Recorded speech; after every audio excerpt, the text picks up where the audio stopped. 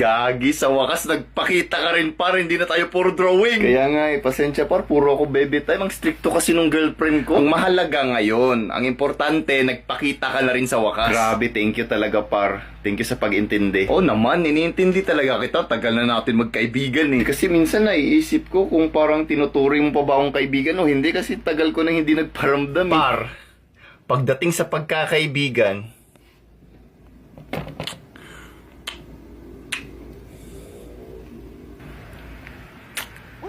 walang iwanan. Hoy! Ano? Ano ba? Ano? Ano ba? Ha? Bakit?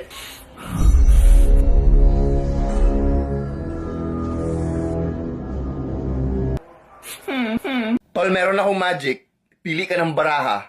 Tinapay naman yan eh, hindi yan baraha. Pero ano yung nasa likod ng tenga mo? Huy, gagi, paano ako nagkatinapay sa tenga ko? Hi babe, anong meron dito?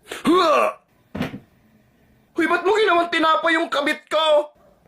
Hi babe, ako ito yung tunay mong girlfriend. Anong meron dito? Wala, gagi, muntik na akong mahuli nun ah. Galing mo talaga, tol. Ikaw pinakamagaling.